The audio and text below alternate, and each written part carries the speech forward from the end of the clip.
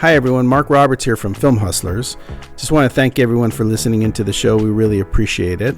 Wanted to remind you that there's a bunch of shows on how to get a lawyer, how to get a good cast for your movie, how to get a good casting director, how to raise money. We kind of cover it all. So if you want to go back, check out some of those shows, I would definitely do it. Also, if you want to send them to your friends, anybody who's a filmmaker can benefit from some of the information that we have on all these programs. I also want to thank our sponsor, extrememusic.com. They really are the best in the biz. And if you need music for anything you're working on, any kind of content, whether it's a film or a TV show or a commercial or even an industrial, whatever you got, they have music for everything. Definitely check them out.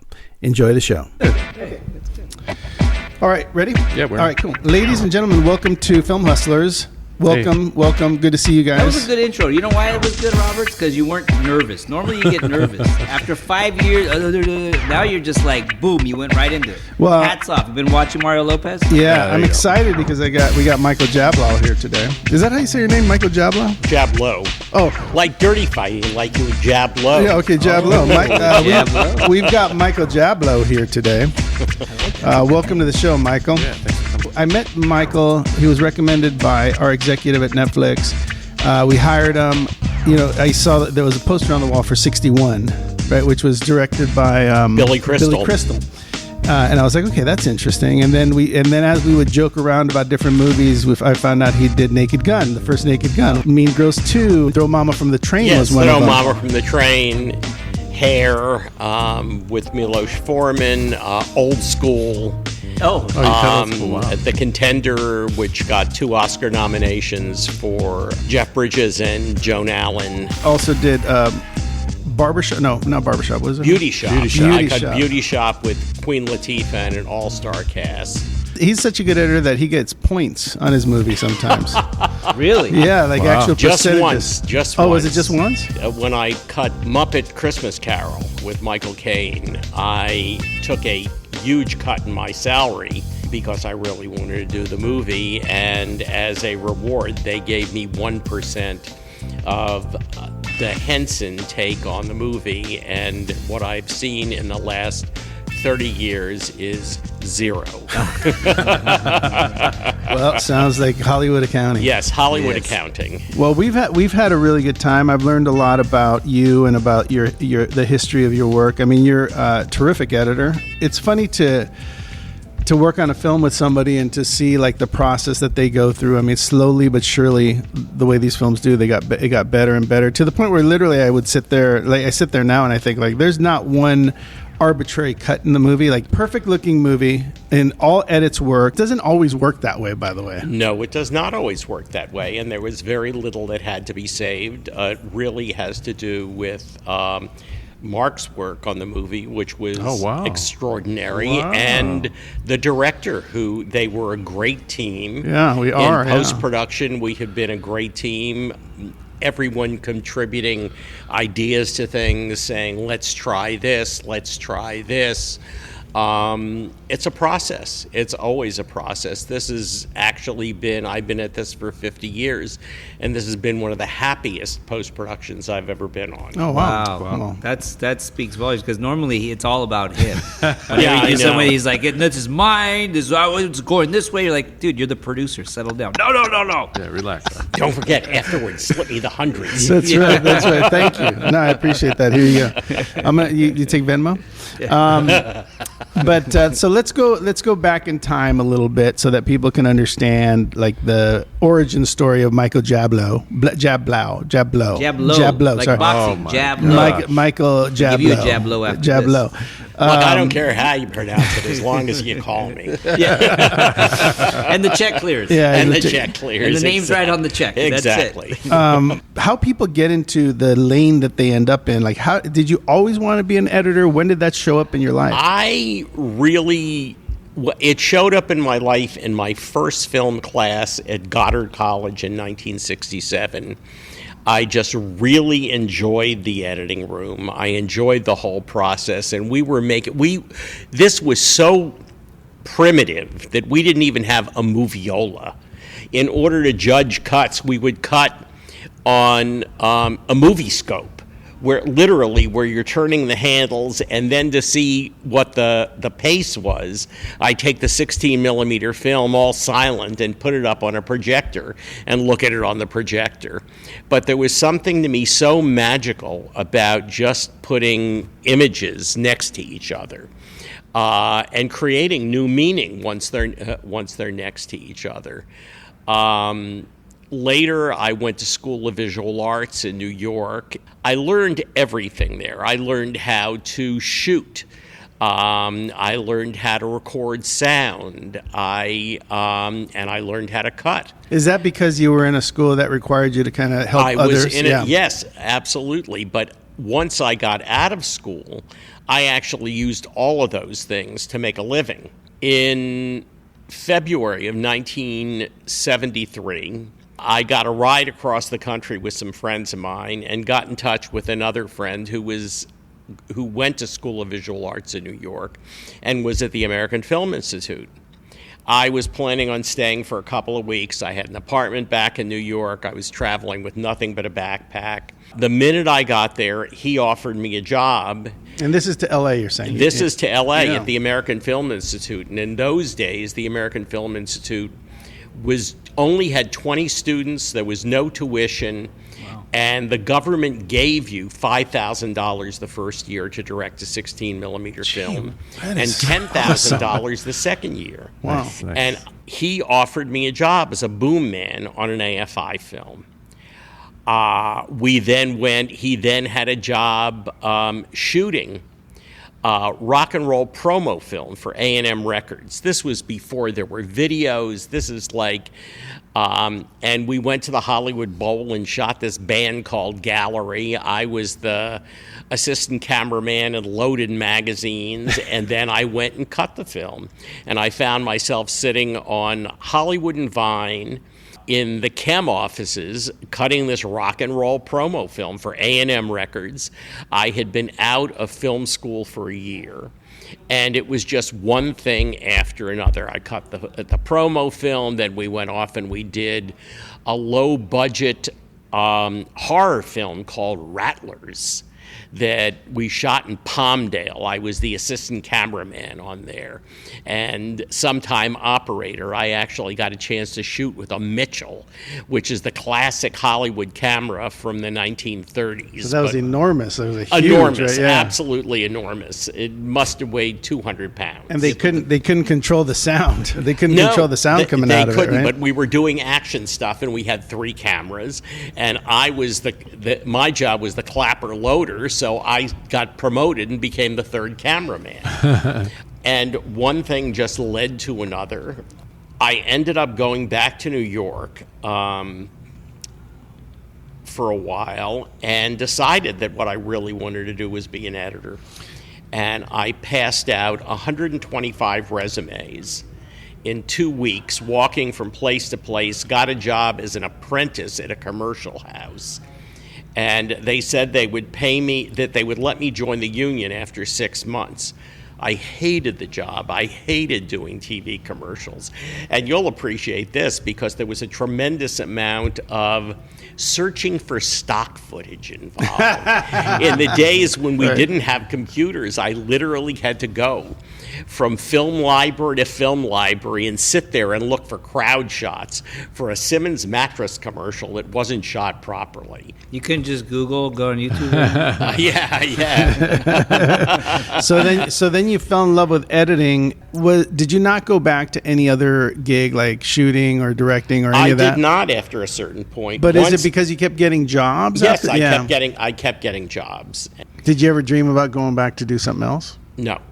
That's amazing. I had tried directing when I was in film school, and I do not have that ability to stand there in the midst of a large group of people and just say, you do this, you do this, you do this. No, that hat's the wrong color. I want a different lamp there. It's just, my thought processes are much more meditative, and I love sitting in the editing room by myself with dailies and trying to visualize what the director had in mind for the scene or what would be an interesting way to approach the scene. It's like in the movie that we're just finishing, Meet Me Next Christmas. There is a scene that takes place in a Chanel store, but the action involved in it, which is our two main characters standing and waiting in line, is not what it is about. It's about our two characters watching each other, and our main character watching what the guy who she's with does, because the whole scene turns on that. So when I went in and edited the thing I was always looking for is the point of view of Layla, the character who is reacting to Teddy in it, because it could have been cut in an entirely different way, sort of a very objective way, but the scene didn't require that from the get-go, and I could see that from the way that Rusty Cundiff had shot it. It's the scene in many ways I'm most proud of, because what is in the cut today as we finish the film is very close to the first cut that I had. Yeah. A lot of times as a producer, you have to sort of sit back and let people do their work for a long time. Not just one, like you come in and see a rough cut, like clearly the first thing you want to do is give notes on everything that doesn't look right. But the truth is that this is a first cut, and it's going to continue to get better. And as time goes on, you see, you're like, oh, maybe there should be a close-up here. Maybe there's another look or something. And it's hard because you have to let people do their job for a long time before you start interjecting on what you think. It's an amazing thing to want to sit there for, 10 hours a day. I'm sure when you first started, you would sit there, looking at film and hanging film. That must have taken longer. It did take longer. Strangely enough, the thing you were saying, couldn't I just Google it? In the old days of film, every single time I made a trim, I would hang it. And sometime I would have what we refer to as smidgies, which are one-frame trims or two-frame trims with information, code numbers written on them in grease pencil. And I would constantly be yelling for my assistants to get me stuff. I mean, I started on the Avid in 1996 and would never go back, because the fact that I can just hit a button and get the match frame and see what an extension on a shot is, and I no longer have to search for trims. And in 96, that was the explosion of that was the explosion. I decided at that point that I was not going to be the last film editor in Hollywood cutting on film. If it was going digital, I was going digital, and I learned the Avid because everyone told me it was the harder system to learn. So I figure if I'm going to learn something, I may as well learn the hardest thing. What was it? There was Lightworks. Lightworks was the big competitor to Avid. Yeah, and that's gone now. For many years. Yeah, I found it interesting that Apple had what was it called? Apple had one. It was called iMovie.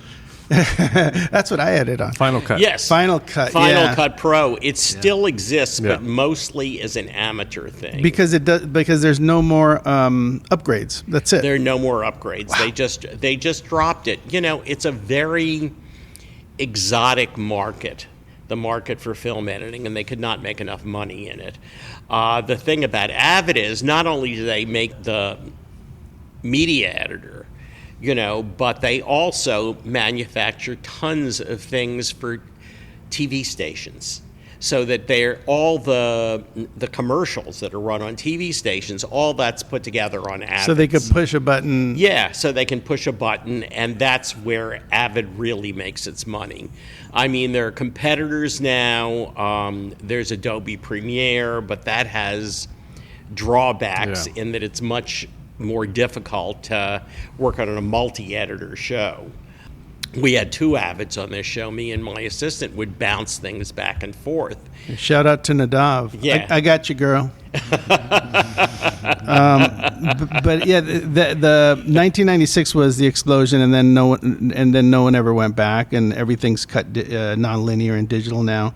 Was that when the XL1 came out? 96. Remember the camera? I want to say but probably about that. That was like game changer. I remember. Yeah, it was a little later than that, but a little bit later, right? Yeah. But what would you say was the turning point in your career when you were like, when you really felt like, oh wow, I'm going to make a living being an editor? Because that happens to everyone, right? At one point in your Yes. life, it's like, oh, wow, Yes. this is going to be a for real Yes. thing for me. The turning point in my career is when I went to work for Lindsay Klingman, who was my mentor, who had just cut One Flew Over the Cuckoo's Nest and still was not in the union in California. I met her, I actually met her at a party in Hollywood, and then we ran into each other again in New York. And her assistant had just quit. She was doing a movie called You Light Up My Life with probably the worst director in the world. Who was that? A guy named Joe Brooks, who ended up being arrested for rape and sexual molestation. He ended up killing himself rather than go to jail. Wow. He billed himself as the Mozart of Madison Avenue. He wrote jingles. He was a Madison Avenue jingle writer who wrote songs, and we ended up working on this movie.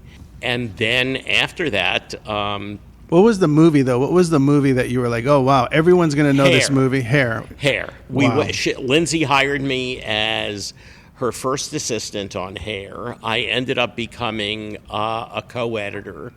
And we had a huge editing room. Alan Heim, who won the Oscar for Cutting All That Jazz, came in and did as a guest editor and did one number on it that Milos didn't want to work on.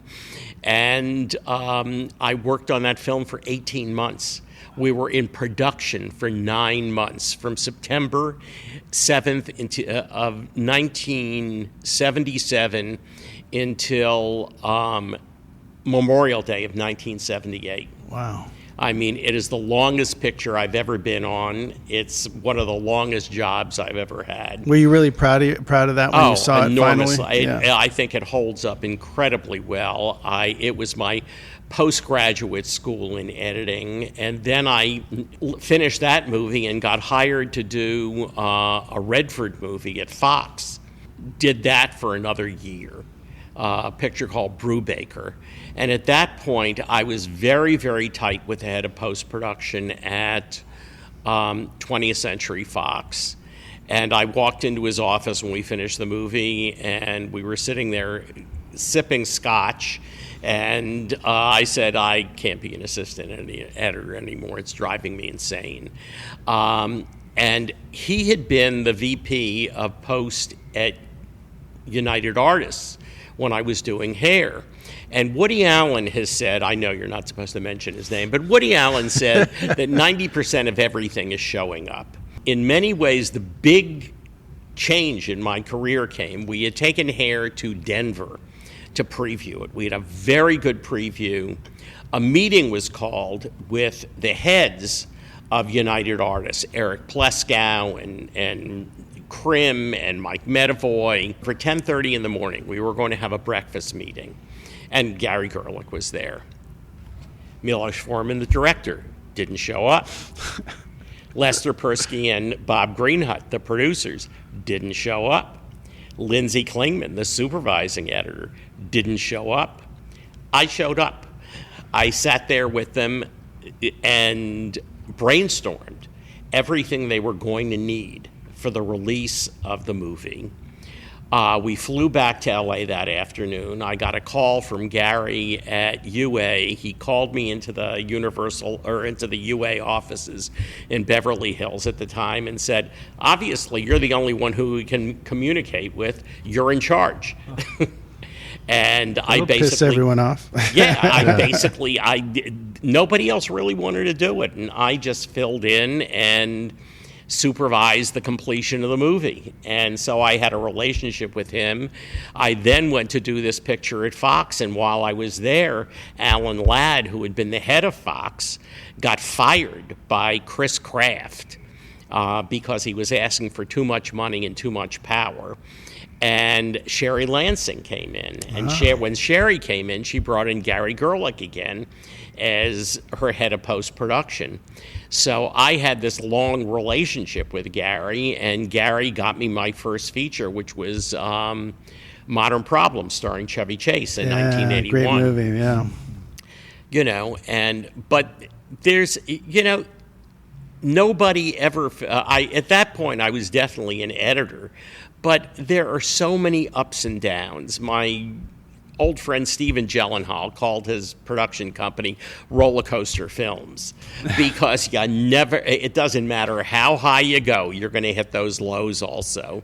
So I finished Modern Problems. I basically went, it was a situation where the director, who is no longer with us, was completely out of his mind and fell in love with every frame that he shot. And I ended up being put in charge to recut the movie by myself with Sherry Lansing.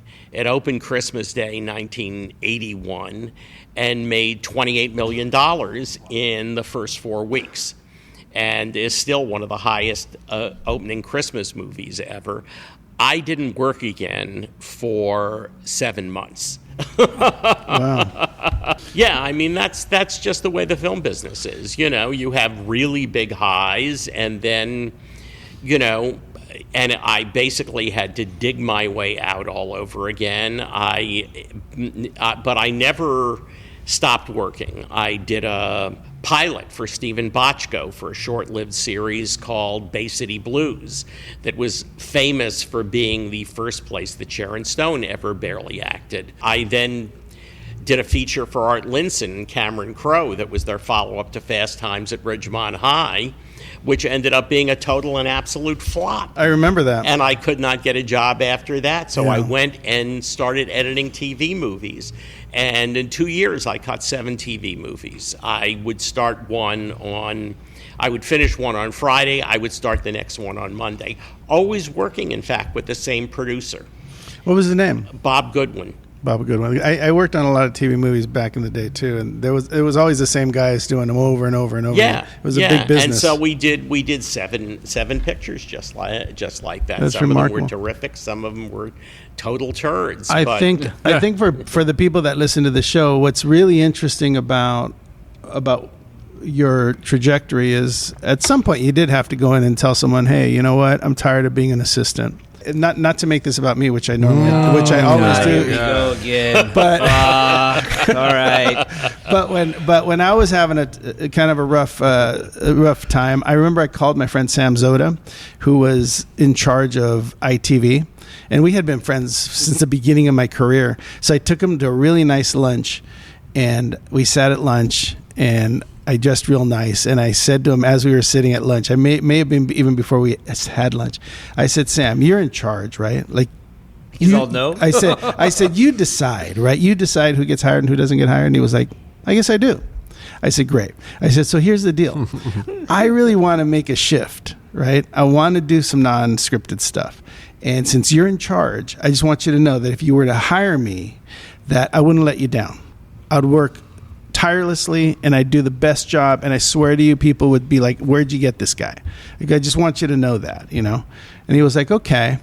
He goes, okay, let me see what I can do. And we left that lunch. It was a bold move on my part, but it was my friend, so it wasn't that bold. But still, I said it out loud. And then he called me a week later and said, hey, would you come in and meet with one of our executives, Brian? He's doing a show, and it's called My Ride Rules, and it's about cars. Anyway, I said, sure. I came in, got the job, did 2 seasons of that, and then while I was on it, they were like, hey, could you do this other show at the same time? Just wondering if you could handle. And I was like, sure.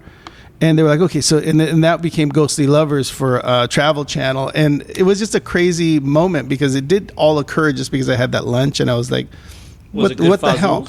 It was, oh my God, it was the most I'd ever gotten paid. Really? And it's when I learned that, and people, if you're listening, get your pencil and paper and write this down. Get your phone and get a text with notes, Robert. No one gets pencil and paper anymore. Voice notes, bro. Voice notes. Okay.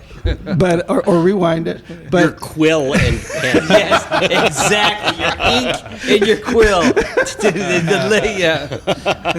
But it was weird because I had done all of these independent films. I had raised all of this money for indie filmmaking, and most of my films that I raised the money for went on a shelf or didn't get sold anywhere except for I don't know. I don't want to say Lifetime, but LMN, something like that. But they wouldn't go anywhere, right? I'd be surprised if 1,000 people came to a theater to see some of those early indies I made. But when I went to work at this network, it was so different because you would do the show, you'd edit it, you'd finish it, and it would air on Friday, and you'd have ratings, and people would be promoting it, and there'd be like trailers all week long talking about your show. And I got such satisfaction, the satisfaction I had never gotten before, out of seeing that happen in a machine. Yeah. And I was like, I want this for my life. You're an indie filmmaker. And that's when I started talking. You and I started talking. I was like, no, we got to. That's when I changed my mind. I was like, I don't want to do indie anymore. It's too hard. Yeah. You live with it too long.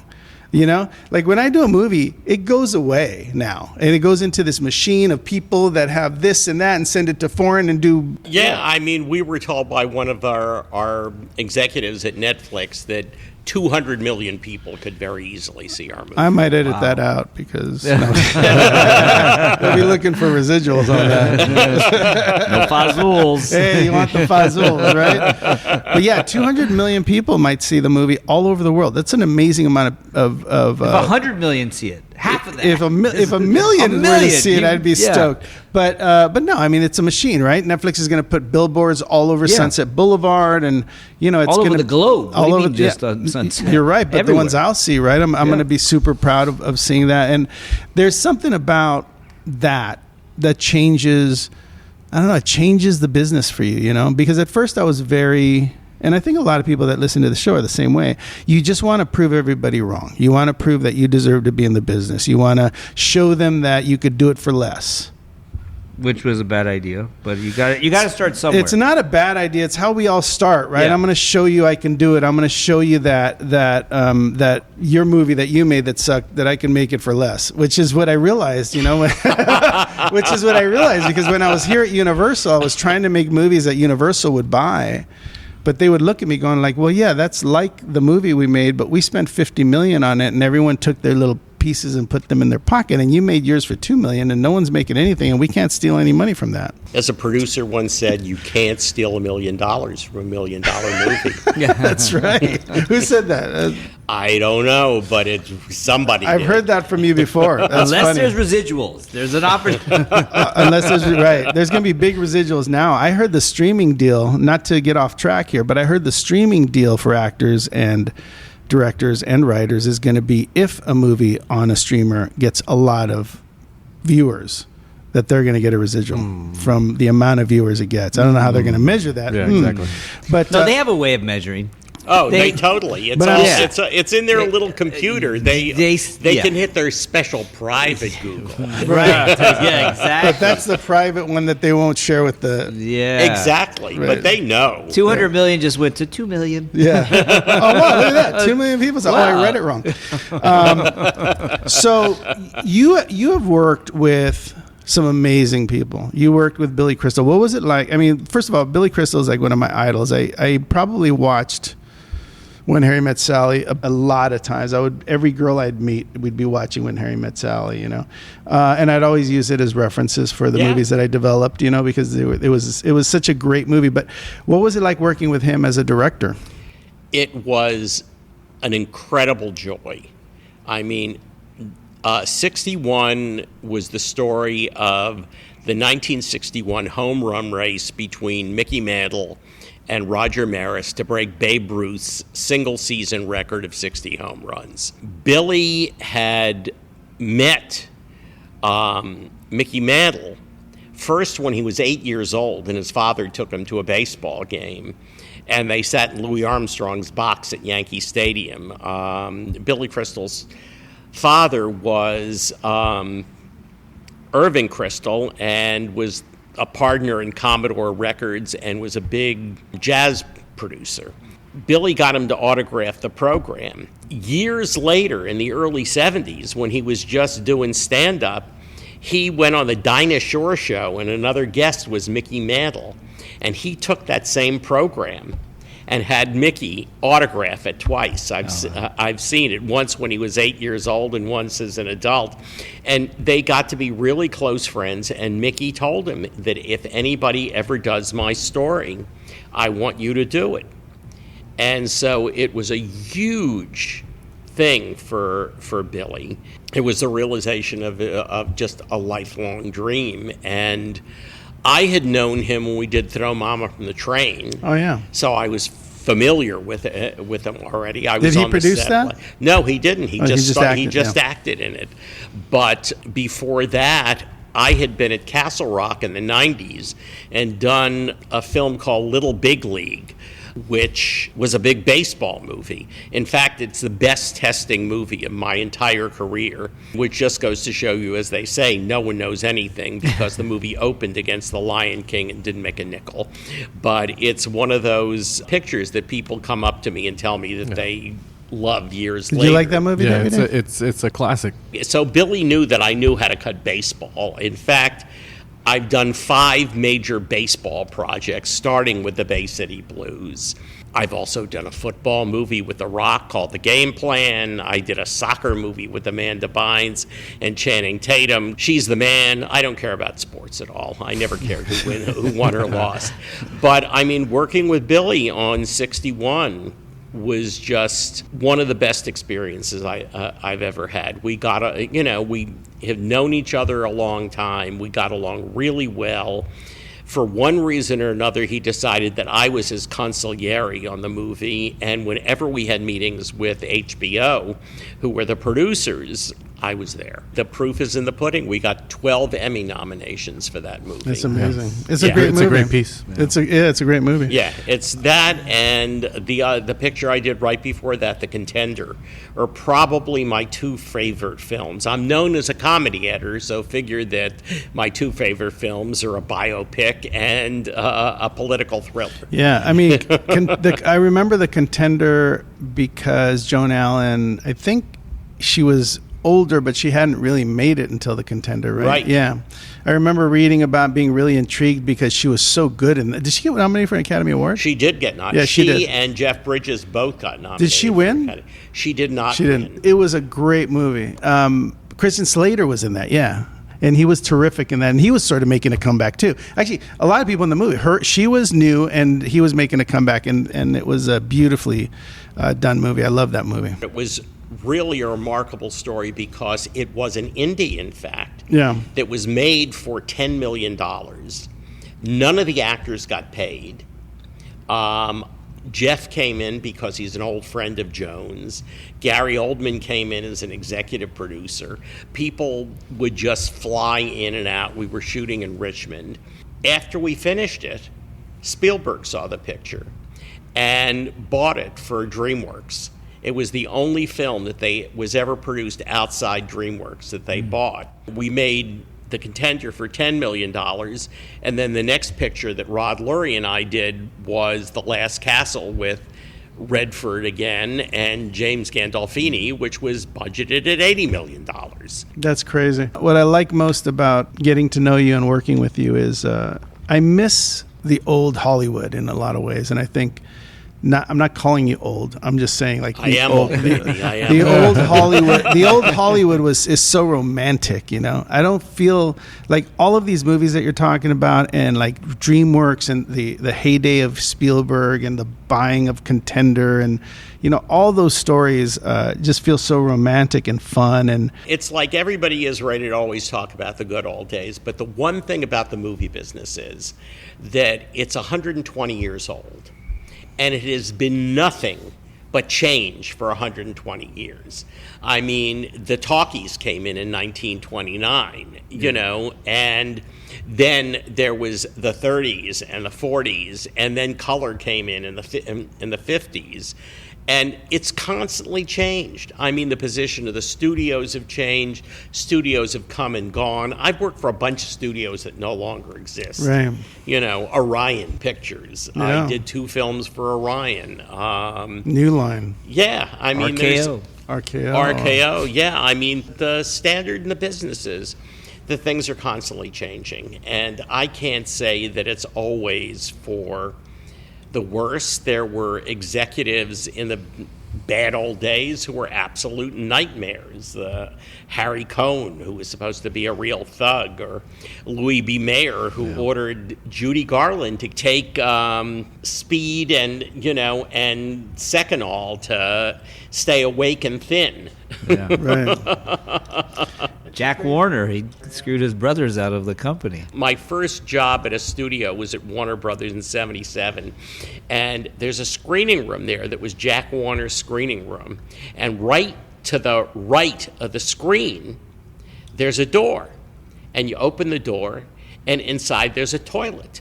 Because Jack Warner had a weak bladder, and he would sit down to watch a movie, and he'd always say, "Is this a one-piss film or a two-piss film?" Like our guest was saying about the talkies coming You mean in. Michael Jablow? Jablow. Jablow. Yeah, right. Yeah. Or just make sure it's right on the check, like we said. Mr. Jablow. The talkies, the silent film stars, when the talkies came in, the silent film stars were like, "Oh, I miss the good old days," Yeah. with Charlie Chaplin. You know what I'm You think saying? so? Of course. Yeah. What do you mean? I just watched the Charlie Chaplin documentary. Like towards the end of his career, he did a movie where he shot the whole thing and then replaced the girl and then shot it again and then didn't like it, went back to the original girl and shot it again. Oh yeah, that was City Lights, which is an absolute masterpiece. But he worked on that film for 2 years. Yeah. He shot the ultimate scene 127 different ways over a period of 2 years because he could never figure out how That's to get it. insanity, though, right? He was the biggest star in the world. He owned his own studio. He spent his own money. He had no bosses. Who was his editor? I wonder. What a pain. I do have one question, though. What would make a good editor in 2023? Like, what is it? Someone who understands human behavior. Because the essence of being an editor, I mean, it's like they always give the Oscar for editing to somebody who cuts a big action film and there are a million cuts. But the reality, the heart of being an editor is understanding actors, performance, what's real, what's not real, what's funny, what's not funny, what's dramatic. It is, you basically, the job of the editor is always to protect the performance of the actor, to make sure the actor looks good, to make sure that the actor, that the story is being told in the best possible way. It takes, it's not just a technical thing. It really has to do with bringing your entire self to a project. Yeah. And being able to communicate. I mean, it's like editing does not happen in a vacuum. Making movies doesn't happen in a vacuum. We had a couple of screenings on our film for preview audiences. And the preview audiences will always surprise you. And they will like something or they won't like something. They won't like something that you think is just absolutely great, and it's your job to get rid of it. They say to be a good filmmaker, you have to be ready to kill your babies. Yeah. And if things don't play for an audience, you have to rework things. On Meet Me Next Christmas, we had a scene that wasn't really landing, and surprised me, and I went back into the dailies and recut the whole thing. Because the audience is always right. Nobody knows anything. The biggest reaction I ever had to a preview was Little Big League. Literally, we screened it in Marina del Rey on a Thursday night and scored a 92. And we said, this is not right. It's the highest score I've ever gotten on a movie. So we took it to Glendale and screened it for an all-Hispanic audience. We got a 94, and they were standing up at the climax of the movie and cheering. Oh, really? Yes. Wow. And this is a movie that Maybe made it's a Latino not thing. a dime. Wow.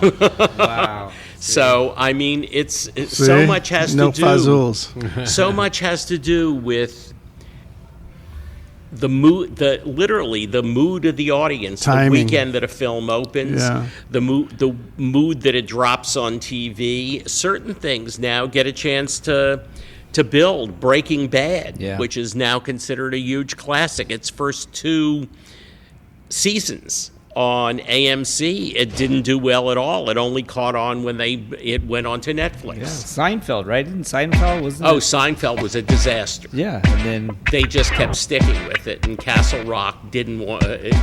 Was really invested in it, and it finally became, just the cash cow of all time. There's a lot of good stories like that. Before we go, I need to say this because it's the very first time that we've had a guest that can actually confirm that we work with extrememusic.com all the time. So meet me next Christmas. There's all kinds of music in it. Dara Taylor is our composer. We worked with her on Holiday in Santa Fe. Joel High, who's our music supervisor, brought a bunch of cuts from extrememusic.com to Michael, and Michael put them in the movie. So Extreme Music is actually in. wow, look at that. Yeah, in a Netflix movie. So just want to shout out to Russ Emanuel, extrememusic.com, for sponsoring us and always giving us this great platform to talk to independent filmmakers and also studio filmmakers. One movie, Robert. Take it easy over here. Mr. Jablow over here is like, I all always right. thought that if I ever write an autobiography, I'd call it Hollywood Hack. Extrememusic.com for all your music needs. They are amazing and they give you really beautiful music. But anyway, Michael, thanks for sitting with us and talking about your career and the movies you've done and giving a little bit of insight to what an editor really should be doing or trying to do. Thank you, Robert, for talking about yourself again. I know. Thank you, and aloha. Thank you, Michael, for being here. I'll see you at Meet Me Next Christmas. Guys, thanks again, and we'll see you next time on Film Hustlers. That was a good show, guys. Thank you. Jablow, get it right, Robert. Dude, I got it wrong so many times. I'm going to cut it out. I don't give a shit.